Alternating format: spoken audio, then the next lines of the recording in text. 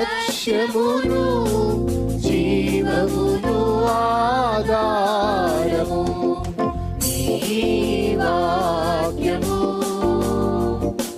నా త్రోవకు.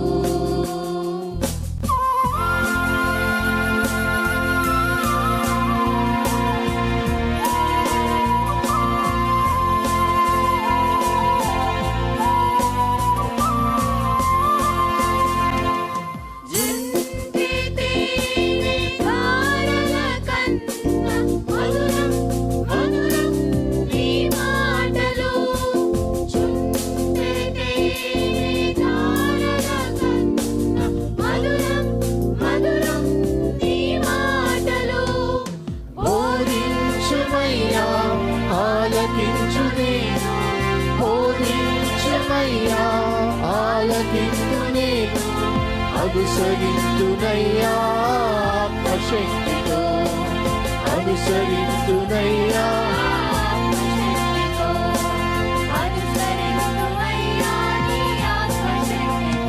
ప్రియమైన సహోదరి సహోదరులకు ప్రభు నామమున శుభములు. దేవుని దయాసంకల్పం చొప్పున ఏర్పాటు చేయబడిన ప్రభుతో ప్రారంభం అనుదిన ధ్యాన కార్యక్రమం క్రీస్తునందల ప్రేమతో మిమ్మల్ని ఆహ్వానించుచున్నాను. జుంటె తేనె ధారల కన్నా మధురమైన వాక్యము మన ప్రాణమును సేదతీరుస్తుంది, మన మార్గమును సరిచేయునది, నిత్యరాజ్యమునకు మనను చేర్చున్నది దేవుని వాక్యము. అటువంటి జీవార్థమైనటువంటి వాక్య ధ్యానం ద్వారా మన దినమును ప్రారంభించుట ఆశీర్వాదకరం. ప్రభుతో ప్రారంభం, తద్వారా ప్రతిక్షణము ఆయన మనతో, మన వెంట కాపరిగా, పోషకుడిగా ఉండాలని కోరుకుంటూ ప్రార్థనతో ప్రారంభిద్దాం. ఆయన ఆశీస్సులు ఆశీర్వాదములు సదా మనకు తోడైండునుగాక.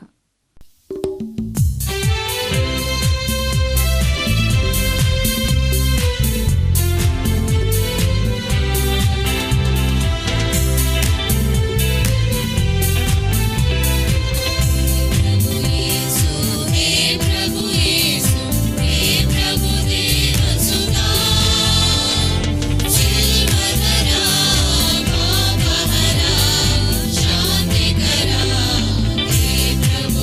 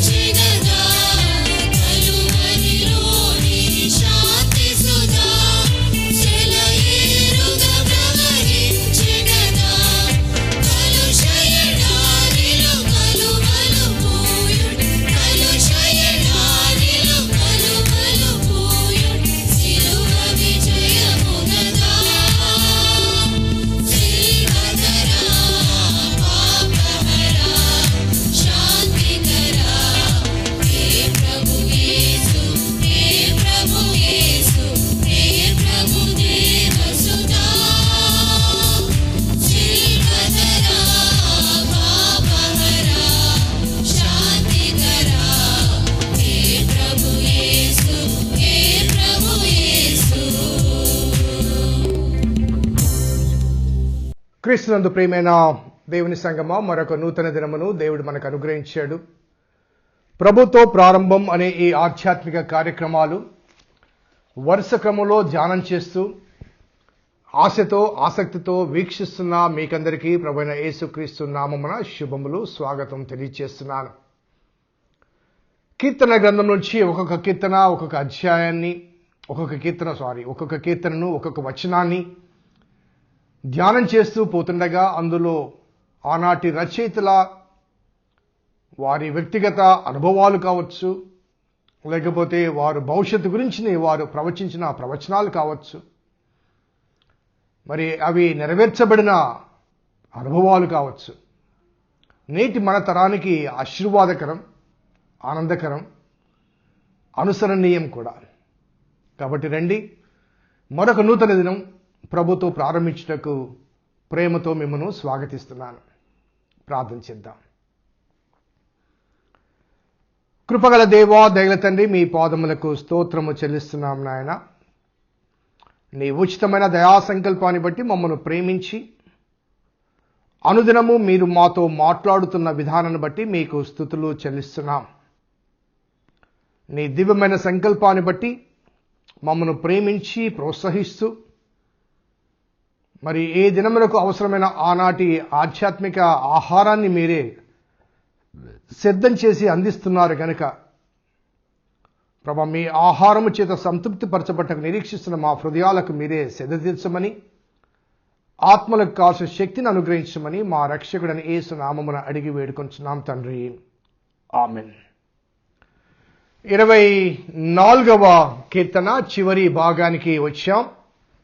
అనగా 7 నుంచి 10 వచనాలు ఒకే అంశాన్ని తెలియచేస్తున్నాయి. కాబట్టి మరి ఈ అంశాన్ని ఈనాడు అదే రీతిగా మరలా సోమవారం నాడు 2 దినాలు ధ్యానం చేయాలని తలస్తున్నాను. గుమ్మములారా మీ తలలు పైకెత్తుకునుడి, మహిమ గల రాజు ప్రవేశించినట్లు పురాతనమైన తలుపులారా మిమ్మును లేవనెత్తుకునుడి. So it is an invitation. ఆ తర్వాత వచనంలో 8వ వచనంలో ఆ ఇన్విటేషన్ ఎవరికి, ఆయన ఎవరు, ఎటువంటి వారు, ఈ అంశాలు మనకు ఇక్కడ రిపీట్ చేయబడతాయి. కాబట్టి ఈనాడు మరి గుమ్మములారా మీ తలలు పైకెత్తుకునండి, మహిమగల రాజు ప్రవేశించినట్లు అంటూ చెప్పబడ్డ ఈ ఇన్విటేషన్ మనం జ్ఞాపకం చేసుకుంటే గుమ్మములు అనే ఈ పదాన్ని మనం జ్ఞాపకం చేసుకోవచ్చు. అనగా మహిమల గల రాజు ప్రవేశించినట్లుగా గుమ్మములారా మీ తలలు పైకెత్తుకునుడి. కొంతమంది భావనలో తలలు పైకెత్తుకునుడి అనగా అప్పటి వరకు అవమానముతో, బాధతో, వేదనతో, నిస్సహాయ స్థితిలో, నిరీక్షణ లేని అనుభవాల మధ్య, కృంగిన అనుభవాలలో మరి మహిమగల రాజు అనుగ్రహించిన ఆ విజయాన్ని బట్టి తలలు పైకెత్తి ఆ నిరాశలోంచి నిరీక్షణలోనికి మనము బయలుదేరబడ్డాం, లేకపోతే రప్పించబడ్డాం. కాబట్టి మనము తలలు పైకెత్తుకొనగలము అనే భావన, ఒక భావన. అనగా ఈ కీర్తనలోంచి, ఈ మాటల్లోంచి చాలా భావాలు వస్తుంటాయి. ఏ భావన కరెక్ట్ అని చెప్పడానికి వీళ్ళే. దేవుడు మనకు మన వ్యక్తిగత మరి ఆధ్యాత్మిక అవసరతల నేపథ్యంలో ఆయా భావాలు మన వ్యక్తిగత జీవితానికి అన్వయించుకోవచ్చు. If you are truly sick spiritually, లేకపోతే ఆ పాపం వలన వచ్చు ఆ మరణపు ద్వారంలో మనం కొనసాగుతున్నప్పుడు, మరణమే శరణ్యము, ఇక మాకు వేరే గతి లేదు, గత్యంతరం లేదనే భావనలో ఉన్నప్పుడు తలదించుకుని మరి నిరాశతో కొనసాగుతున్న అనుభవాలకు దేవుని కుమారుని యేసయ్య వచ్చి మనకు బదులుగా ఆ మరణాన్ని స్వాగతించి ఆ మరణపు శ్రమను తాను అనుభవించి మృత్యుంజయుడు లేచి ఆ విజయంలో మనకు పాలిభాగం దయచేసినప్పుడు, సో ఆ ట్రయంఫల్ విక్టరీలో మనము ఒక భాగస్థులైనప్పుడు అప్పటి వరకు తలదించుకుని బాధతో కుమిలిపోతున్న మనము తల ఎత్తుకుని పోయే అవకాశాలు ఉన్నాయి. That's one interpretation we can take to our own self. అలాగే అదే నేపథ్యంలో కొంత మార్పు మనం గమనిస్తే గుమ్మములను లిటరల్గా తీసుకుంటే, గుమ్మములారా మీ తలలు పైకెత్తుకునుడి అనే ఈ భావన, గుమ్మము అనే ఈ భావన ఈ కోట ఉంటుంది కదా, కోటకుండే కోట గుమ్మములు అంటారు. కోట గుమ్మములు అంటే చాలా పెద్దవి, వైడ్ డోర్స్, పెద్ద పెద్ద గేట్లు లాంటివి, ఒక విధంగా చెప్పాలంటే గేట్స్ లాంటివి. సో మామూలు మన గృహాలకుండే తలుపులు లాంటివి, లేకపోతే చిన్న చిన్న ద్వారబంధాలు లాంటివి కాదు. సో ఈ మందిరంలోనికి వెళ్ళే తలుపులు కానీ, లేకపోతే రాజ్యంలోనికి ప్రవేశిస్తున్నప్పుడు ఆ కోట రాజ్యం చుట్టూ ఉండే కోట గుమ్మములు కానీ. సో ఈ కోట గుమ్మములకు మనకు బాగా గుర్తు రావాలంటే, మన స్థానిక ఈ ప్రిజన్స్ ఉంటాయి కదండి, చెరసాలు ఉంటాయి కదండి, ఆ చెరసాల దగ్గరికి వెళ్తే పెద్ద గుమ్మం ఉంటుంది. ఆ గుమ్మం ఎప్పుడు తెరవరు. దానికి ఒక చిన్న తలుపు ఉంటుంది, ఆ తలుపు మాత్రమే తెరుస్తారు. ఆ చిన్న తలుపు మాత్రం తెరుస్తారు. ఆ తలుపులోంచే ఖైదీలు కానీ, లేకపోతే వారిని తీసుకువెళ్ళే రక్షక భటులు కానీ వెళ్తుంటారు, వస్తుంటారు. దాన్ని నీడిల్ ఐ అంటారు. యేసయ్య చెప్పిన ఉపమానంలో ధనవంతుడు దేవుని రాజ్యంలో ప్రవేశించడం కంటే మరి సూది బెజ్జములో ఒంటె దూరట సులభం. అంటే సూది బెజ్జం అని కాదు, ఆ కోట గుమ్మానికి ఉండే ఆ చిన్న ద్వారాన్ని నీడిల్ ఐ అంటారు, అంటే సూది బెజ్జం అంటారు. ఆ సూది బెజ్జంలోంచి ఒంటె పోవాలంటే అది పాకుకుంటూ తను తాను కుదించుకుంటూ పోవాలి. చాలా కష్టం, కానీ పోతుంది. అది యేసుప్రభువు చెప్పిన ఉపమానం యొక్క సారాంశం. అంతేగాని సూది బెజ్జంలో ఒంటెను దోర్చడానికి ప్రయత్నం చేయబాకండి. సో ఆ నీడిల్ ఐ అనే ఆ భావన ఆ చెరసాల తలుపులకుండే ఆ చిన్న ద్వారం, ఆ ద్వారాన్ని నీడిల్ ఐ అంటారు. అలాగే ఒకవేళ ఎవరైనా పెద్దవారు ఒక జయోత్సాహముతో రావాలన్నప్పుడు అందులోంచి తీసుకెళ్లరు, ద్వారాలు తెరుస్తారు. యజమాని వచ్చినప్పుడు, అనగా ఖైదీ వచ్చినప్పుడు, నేరస్తుడు వచ్చినప్పుడు ఆ నీడిల్ ఐ చిన్న ద్వారాన్ని తెరుస్తారు. రాజుగారు వచ్చినప్పుడు, అధికారి వచ్చినప్పుడు పెద్ద ద్వారాన్ని తెరవాలి. మన చెరసాల ద్వారాలు తెరుస్తారు నాకు తెలియదు, కానీ కోట ద్వారాలు మాత్రం తెరవాలి. సో ఆ కోట ద్వారాలు, గుమ్మంలారా మీ తలలు పైకెత్తుకునండి అనే మాటలో ఈ పైకెత్తడం అనే ఈ భావన ఎలా వస్తుందంటే, ఆనాటి కాలంలో కొన్ని ప్రాంతాల్లో ద్వారాలు ఇలా తెరుచుకో, ఈ ద్వారాలు ఇలా ఉంటాయి. పైనుంచి బావిలోంచి గిలక ద్వారా లాగుతారు చూసారా, ఆ రీతిగా లాగుతుంటే ఈ పైన ద్వారం ఇట్లా పైకి తెరుచుకుంటుంది. అప్పుడు ఇక్కడ నుంచి రాజులు కానీ అధికారులు కానీ వెళ్తారు. అనగా ద్వారాన్ని ఇట్లా పైన లోపల ఉన్న వాళ్ళు తాడుతో కిందకి లాగుతూ ఉంటే ఇట్లా పడుకొని ఉన్నటువంటి ద్వారము ఇట్లా పైకి లేచి తలుపునిస్తుంది, అనగా రహదారిని ఇస్తుంది. ఇట్లా ఉంటుంది, అది తలుపు పైనుంచి ఉంటుంది. ఎప్పుడైతే ఇక్కడ తాడు గట్టి లాగుతామో ఇలా తెరుచుకుంటుంది అది. అప్పుడు ఇక్కడ నుంచి పోవడానికి అవకాశం ఉంటుంది. సో గుమ్మములారా తలలు పైకెత్తుకంటే అది ఎప్పుడు తెరుస్తారు అంటే, ఒక యుద్ధములో రాజుగారు జయాన్ని సాధించినప్పుడు, ఆ జయోత్సాహంతో వస్తున్నప్పుడు, ఆ ఊరేగింపుతో వస్తున్నప్పుడు ఈ ద్వారం నుంచి లోపలికి రావడం కష్టం. చిన్న ద్వారం నుంచి లోపలికి రావడం కష్టం.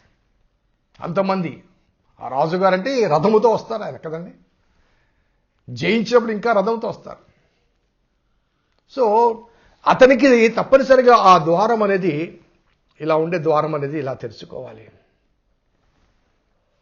అప్పుడు రాజుగారు కానీ, ఆ రథము కానీ, రాజుగారి చుట్టూ ఉండే భటులు కానీ జయోత్సాహంతో జయము జయము జయము జయము అనుకుంటూ లోపలికి తీసుకుని వస్తారు. That is the tradition. So మహిమగల రాజు ప్రవేశించినట్లుగా గుమ్మములారా మీ తలలు పైకెత్తుకునుడి అంటాడు. అలాగే అక్కడ ఇంకొక మాట ఏంటంటే, పురాతనమైన తలుపులారా అంటున్నాడు. ఇంగ్లీష్ భాషలో ఎవర్ లాస్టింగ్ గేట్స్ అంటాడు. పురాతనమైన తలుపులారా. సో మన భావనలో ఒక విధంగా, నేను 2 భావాలు చెప్పాను కదా ఇందాక, మన భావనలో ఇంకొక భావనలో మనం ఏం చేయాలంటే చాలా కాలంగా పురాతనంగా మూసివేయబడ్డ తలుపులు, దేవుని కొరకు మూసివేయబడ్డ తలుపులు, లేకపోతే పరలోక రాజ్యంలో మనం ప్రవేశించడానికి ఆదాము ద్వారా కలిగినటువంటి ఆ పాపపు ఫలితంగా మరణాన్ని స్వాగతిస్తున్నాం, కానీ ఎవరు కూడా నిత్యజీవం పోయే అవకాశం లేవు. కాబట్టి మూసిన తలుపులు, చాలా కాలంగా పురాతన కాలం నుంచి మూసిన తలుపులు తెరవాలి. మీ తలలో పైకెత్తుకోనండి. ఎందుకంటే మొట్టమొదటిసారిగా విజయాన్ని సాధించిన దేవదేవుడు మనకు మోక్ష రాజ్య ద్వారాలు తెరిచాడు. కాబట్టి పురాతనంగా మూసిన. అలాగే సెకండ్ మీనింగ్ గమనిస్తే ఎవర్ లాస్టింగ్ గేట్స్ అనేవి ద గేట్స్ ఆఫ్ హెవెన్, చాలా కాలం నుంచి మూయబడ్డావి అన్న భావన ఒక భావన అయితే, ఆ నిరీక్షణ ద్వారం, ఆ పరలోక ద్వారం. కాబట్టి ఆ పరలోక ద్వారంలోనికి మహిమగల రాజు ప్రవేశిస్తూ ఉంటే, జాగ్రత్తగా గమనించండి, మహిమగల అనగా జయోత్సాహముతో ఆ మహిమగల రాజు ప్రవేశిస్తుంటే ఆయన వెంబడి ఆయన అనుసరించిన వారందరూ కూడా వెంబడిస్తారు. అనగా ఆయన ద్వారా రక్షించబడిన వారందరూ కూడా. పునరుద్ధానుడైన యేసు జయోత్సాహముతో ఆ పరలోకంలోనికి ప్రవేశిస్తుంటే, ఆ పరలోక ద్వారం తెరవబడ్డప్పుడు ఆయనతో పాటుగా ఆయన విశ్వసించిన విశ్వాసులు కూడా ఆ పరలోకంలో ప్రవేశిస్తారు. So the entrance of the heaven was closed for so many centuries, beginning from Adam. ఆదాము నుండి ఆ పరలోక ద్వారములు మూయబడ్డాయి. ఎప్పుడైతే దేవుని రాజ్యాన్ని మనకు అనుగ్రహించుటకు ఆ రాజ్య వారసుడైనటువంటి శాశ్వతకర్త అయిన దేవుని కుమారుడు మన మధ్యకు వచ్చి మనల్ని పట్టి పీడిస్తున్న అపవాది సంబంధమైన ఆ మరణం నుంచి జయించి విజయాన్ని సాధించి విజయోత్సాహముతో ఆయన బయలుదేరి వెళ్తున్నప్పుడు ఆయన వెంబడించే ఆయన విశ్వసించిన విశ్వాసులు కూడా అందులో ప్రవేశిస్తారు. The entrance was closed for so many decades, so many centuries, thousands and thousands of years. For the first time, the gates are wide open. Not only for the King of Kings to come in, but also his followers, his believers. ఆయన వెంబడించిన వారు, ఆయన విశ్వసించిన వారు కూడా ప్రయాణం చేయడానికి బాగా తెలుసుకోండి, తలుపులు బాగా తెరవండి. All the people who ever believes should enter into it. What a magnificent entrance కదండి. ఒకసారి ఆలోచించాలి. దేవుడు తన కుమారుని పంపించి 22వ కీర్తనలో ఆ శ్రమను స్వాగతించి, శ్రమను అనుభవించి, 23వ కీర్తనలో మనకు కాపరిగా ఉండి, 24వ కీర్తనలో సర్వాధికారి సార్వభౌముడైన దేవదేవుడు, ఇహమందు పరలోకమందు తన స్వాస్థ్యాన్ని కలిగిన దేవుడు ఆ పరలోక స్వాస్థ్యాన్ని మనకు వారసత్వంగా అనుగ్రహించాడు. గుమ్మములారా మీ తలలో పైకెత్తుకున్నది. రేపు ఈ వాక్య భాగాన్ని పూర్తి చేస్తాను. ఆలోచించండి. దేవుడు అనుగ్రహించిన ఒక శ్రేష్టమైన స్వాగతం. తలుపులు తెరవబడ్డాయి పరలోకానికి. ప్రవేశించకపోవడం అనేది మన స్వాధీనంలో ఉంది. అందుకే పైన రాయబడ్డమాట ఆయన ఆశ్రయించినరులు ధన్యులు అనే మాట. ఎందుకంటే ఆయన ఆశ్రయించువారు, యాకోబు దేవా నీ సన్నిధిని వెదకువారు అట్టివారే అంటూ ఆ ఆశీర్వాదాన్ని ఇచ్చాడు. కానీ ఆశీర్వాదాన్ని స్వాగతించకపోవడం అనేది మన చేతిలో ఉంది. తలుపులు తెరవబడ్డాయండి. ఆ తలుపులు తెరవబడ్డాయి, పరలోక ద్వారం తెరవబడ్డాయి. ప్రవేశించకపోవడం అనేది మన చేతిలో ఉంది. ప్రార్థన చేద్దాం. కృపగల దేవా, దయల తండ్రి, మీ పాదములకు స్తోత్రము చెల్లిస్తున్నాం నాయన. నీ ఉచితమైన దయా సంకల్పాన్ని బట్టి మమ్మల్ని ప్రేమించి ప్రోత్సహించి అనుగ్రహిస్తున్న దీవెనకర అనుభవాలు బట్టి స్తుతులు చెల్లిస్తూ, శ్రేష్టమైన అంశాన్ని మీరు మాకు బోధించారు ప్రభా, స్తుతులు చెల్లిస్తూ. అవును ప్రభా, చాలా కాలంగా మూసివేయబడ్డ తలుపులు మా కొరకు తెరవబడ్డాయి. ఆ వాస్తవికతను గుర్తెరిగి మరి ఆ అదృష్టాన్ని ఆస్వాదించుటకు, అనుభవించుటకు, అదే రీతిగా ఆహ్వానించుటకు మీ కృప దయచేయమని మా రక్షకుడైన యేసు నామమున అడిగి వేడుకొంచున్నాం తండ్రి. ఆమేన్. తండ్రి, కుమార పరిశుద్ధాత్మ త్రియేక దేవుని దీవెన ఈ వాక్యం విన్న బిడ్డలకు, వాక్యాభిలాషులకు సదా తోడైండును గాక. ఆమేన్. God bless you. దేవుని దీవించును గాక.